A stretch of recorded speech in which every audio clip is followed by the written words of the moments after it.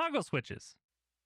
Yeah, one of the biggest problems you're going to run into with flight simming is not having enough buttons and switches to do everything that you want to do. I mean, case in point, the F-15E engine panel. I mean, look at this.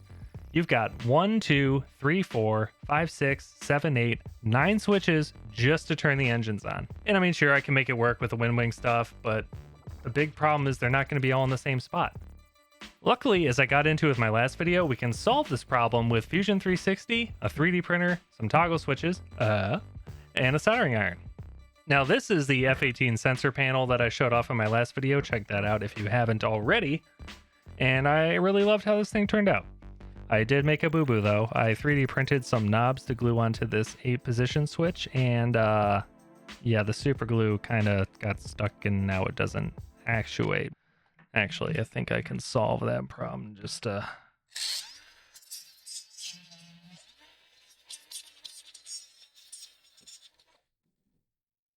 we go.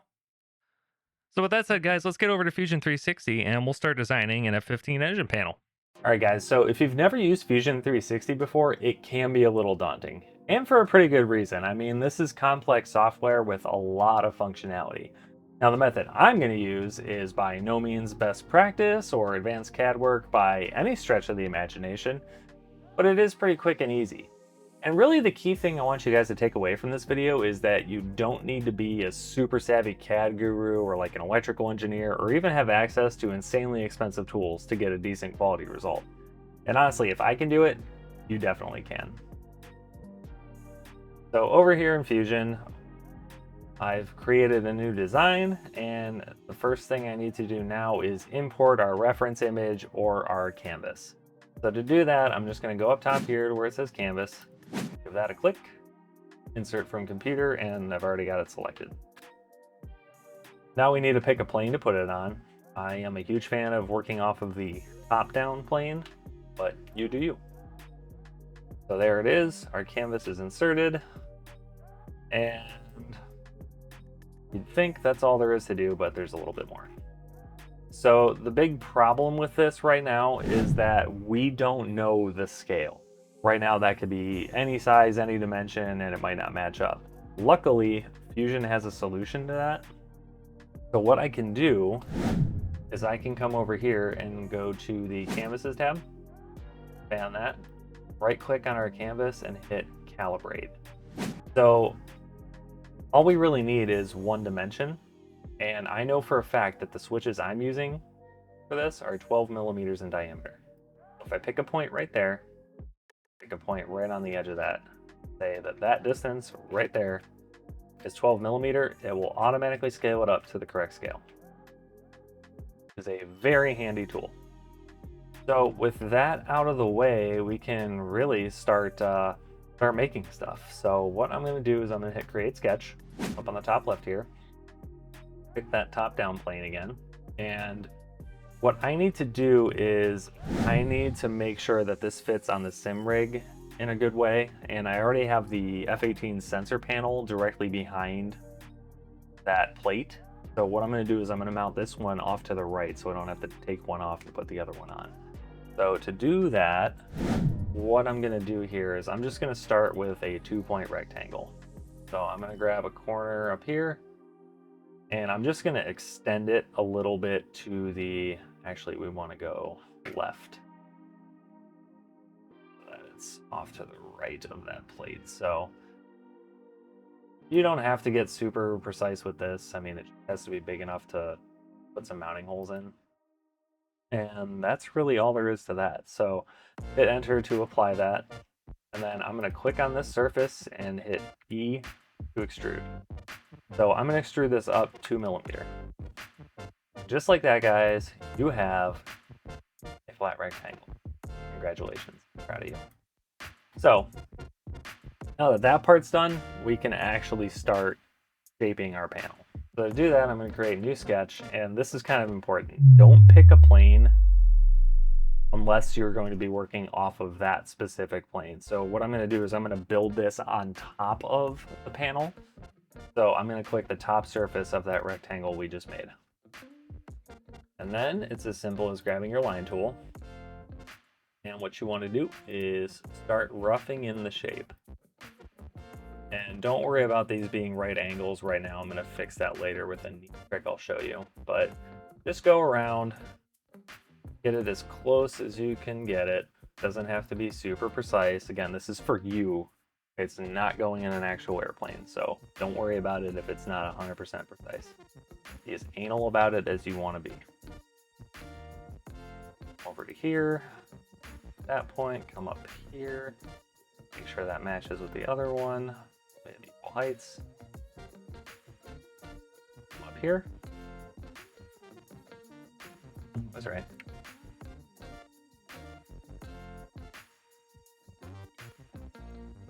Over here.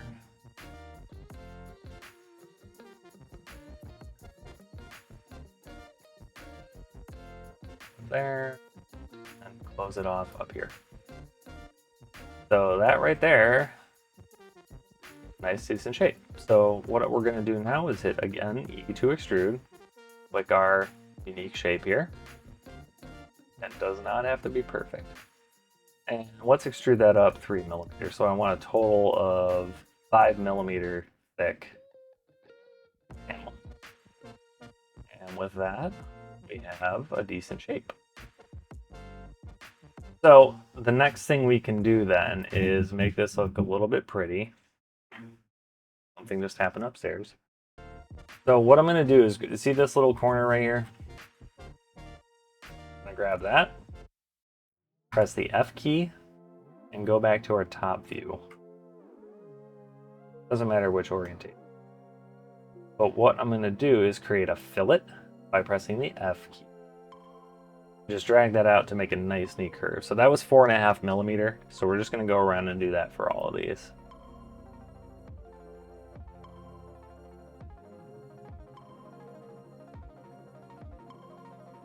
So now we have a much better looking shape already. So with that done, the next order of business is putting the holes in. So I'm going to grab the hole tool here and click our top surface. And I know for a fact that these are 12 millimeter holes.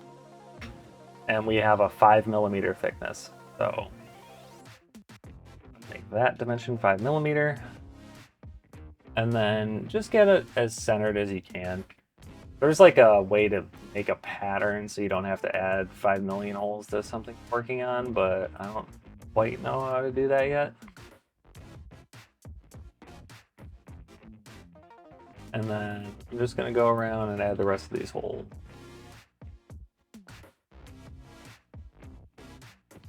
Get it as lined up as you think it needs to be.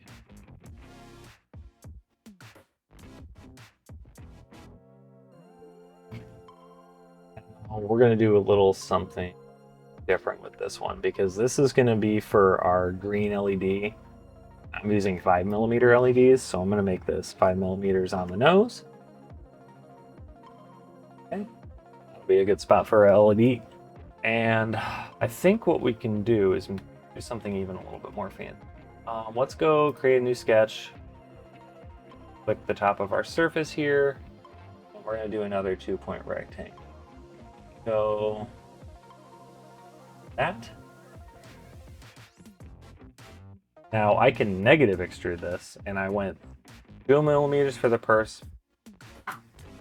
I went 2 millimeters for the first bit and then 3 for the next. So we have a total of 5 millimeters. Let's go down for 3 millimeters.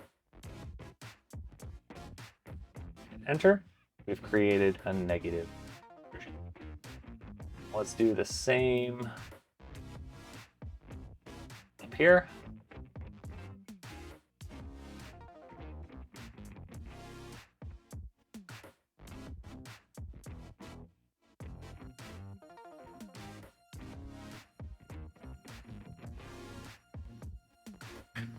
We've got another negative extrusion. Okay, so now that we have these two negative extrusions, we can actually make them a little bit prettier, just like we did with these curves up here. So to do that, I'm just going to that edge, rotate around, hold Control, that edge, that edge, that edge, that edge, that edge, that edge, edge. Press F, try.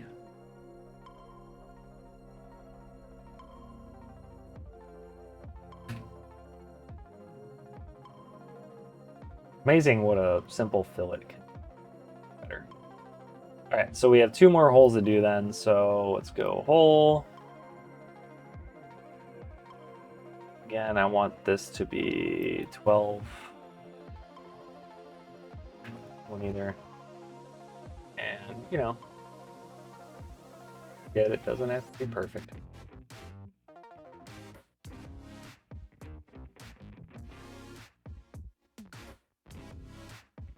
Probably should have gone a little wider, but I think we're okay. Other one.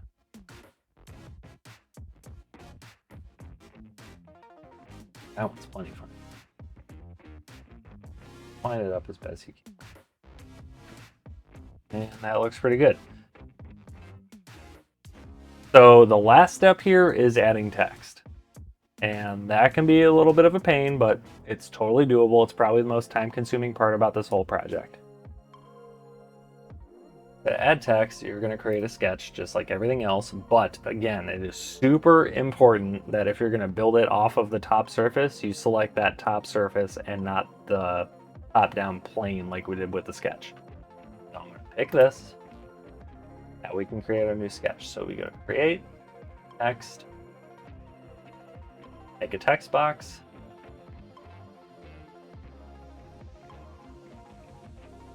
L, R, and play with the sizing until you find something. Oh, it's perfect. So 4.5 millimeter right there. And hit OK. And effectively, all you're going to do is just do that for all of the text that you can see. Again, making sure that you're doing the text on the top surface and not the top-down plane. So I'm going to go through and do all that so you don't have to watch me, and we'll come back when that's done. Alright guys, so I have the text pretty much where I want it. So what I'm going to do now is select all of those text boxes. Make sure you select just the text box itself. And I'm going to try and do this a little bit differently. I want to backlight this, and I've got a couple ideas for how I'm going to do it. Of course, take you along for the ride on, but if you wanted to just make the text raised and then like color it in with a paint marker or something, just extrude this up like 3 millimeters and you'll be in good shape. Gotta select all that again because I clicked somewhere I shouldn't have.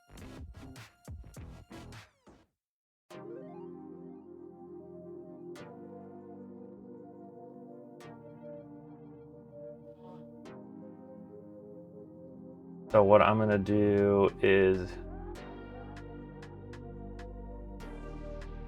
5 millimeter. Pull. Select stuff for a 5th time.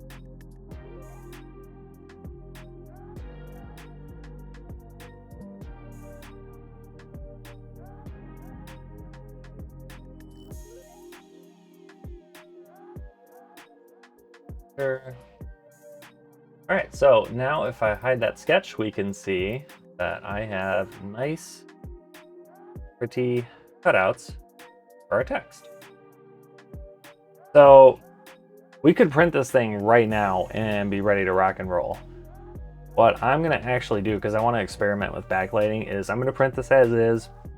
Probably just drill a hole for the mounting points using an M8 screw or something. So, or what you could do instead is just come over here, grab that hole tool, and make that 8 meter. And we've got ourselves a mounting. So that's pretty much ready to rock as is. So I'm going to export this as an STL to do that. You go to First, save your design. F-15. And go to File, Export. I'm just going to export it as an STL for simplicity's sake, but you could also do a 3MF. If you use Bamboo Slicer, Bamboo really likes 3MF files. So I'm just going to export that right to my desktop and get into Bamboo Slicer. Okay guys, so this is Bamboo Slicer, and over here I have the F-15 engine panel. And it's looking pretty good. So all I'm going to do here, click Slice. Looks good. I'm gonna change my layer height actually to 0.2 just to make it a little bit nicer, and hit place plate.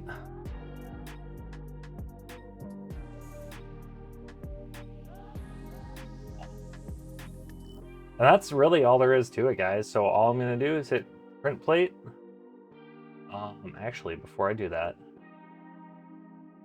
go over here because I definitely want time lapse.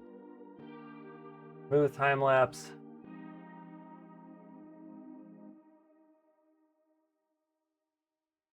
Means we'll get a little wipe tower right here, not a big deal. And that's all there is to it, guys. I'm gonna hit print, and it'll be ready in 2 hours and 24 minutes. All right, guys, so once this thing is printed, all we're gonna do is start installing the toggle switches, and we can start wiring. All right, guys, so this is the final design that I printed out, and I installed some switches, and at first glance on the front, that looks pretty good. But if we flip it over to the back, you'll notice that the switches are kind of bunched together a little bit too much. I mean, I could make it work, but wiring and soldering this is gonna be a pain in the ass. So what I did was I printed out another panel. I did a quick redesign in Fusion, and I didn't bother putting the text or anything on it just because I wanted to see that the switches were spaced out better. And as you can see, they are. I moved these holes down to allow more space between these switches. So this should work. So I'm gonna get back in Fusion, I'm gonna put the text in. And then I've also been experimenting with different ways to backlight this. So my first idea was off of one of these panels that I printed out a couple weeks ago. I thought a cheap and easy way to do it would be to fill the text in with hot glue. And it kind of worked in a sense, but it's not perfect, and I'm not 100% happy with it. And it's just gonna create a texture on the back that won't make the switches and everything line up nicely. So toss that. My other idea was using UV resin to fill in the text holes, and that kind of worked, but no matter how hard I clamp this onto a glass plate to kind of prevent leak through, it still leaked through. So we're scrapping that one too. So what we're gonna do instead is I currently have on my resin printer this exact panel printing, so I can stack them together, and I'm printing it in a mix of clear and white resin. So in theory, if I clamp those two together, once I have the text in here, it'll be a nice diffuser panel in the back, and then I can backlight that panel and make it look a little bit better. So that's what I'm experimenting with right now, but that'll be in part 2. So when we come back for part 2, I'll have this all kind of figured out, and we'll start wiring it, and I'll show you how to solder and connect everything together to the Arduino, and we should be in good shape. All right, guys, so that's going to wrap it up for part 1 of this series. I'm making the F-15E engine panel. If you've made it this far in the video, thank you so much for watching. I'll put a link into the STL files in the description for anyone that wants to try and print one out for themselves. Also, if anyone decides to give designing a panel a shot, feel free to send me pictures or links to your files so I can see what you've created. Hell, I might even do videos on community creations if I get enough of them. But yeah, don't forget to hit the like button if you liked it, leave me a comment, leave me a mean comment, and subscribe so you don't miss part 2. Catch you guys in the next one.